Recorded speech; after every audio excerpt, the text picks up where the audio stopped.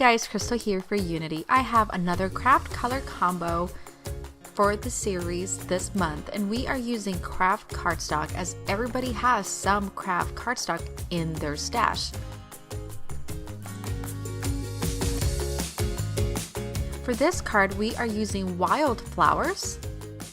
We're using Grow in Grace and Copic markers, white and Kraft cardstock. I have pre-mounted my stamps onto the clear blocks, and using black ink, I am stamping the sentiment onto the corner of that Kraft cardstock. Next, using the same black ink, I'm going to stamp the flower from Wildflowers. I'm going to ink that up really well since I am not using a stamp positioner for this. Okay, that makes me pretty happy. We're going to ink it up again, and we're going to slightly overlap the stamping. And don't worry about this because we're going to stamp flowers, color them, that will cover this. Now on our scrap of white cardstock, we're going to stamp the flowers twice. And don't worry about the leaves because we're going to go ahead and color the flower and cut it out.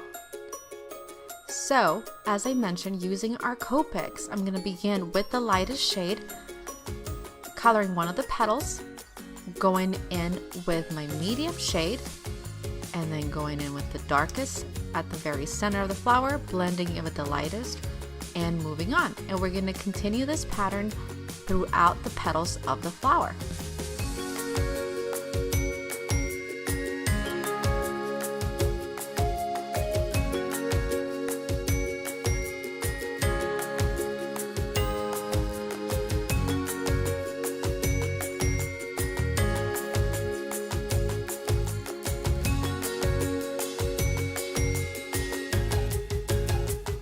Once I was satisfied with my coloring, I went ahead and started hand cutting the flowers out of my white cardstock.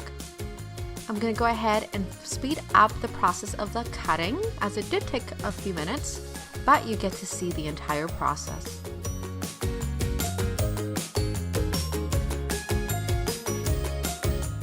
Once my flowers were cut out, I went ahead and traced around the flowers with the black marker, just so the edges would look a lot cleaner.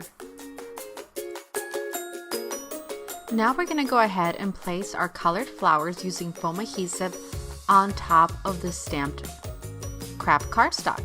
And as I mentioned, don't worry about the stamped images on the Kraft cardstock over layering, since you wouldn't be able to see it once we place the other colored flowers.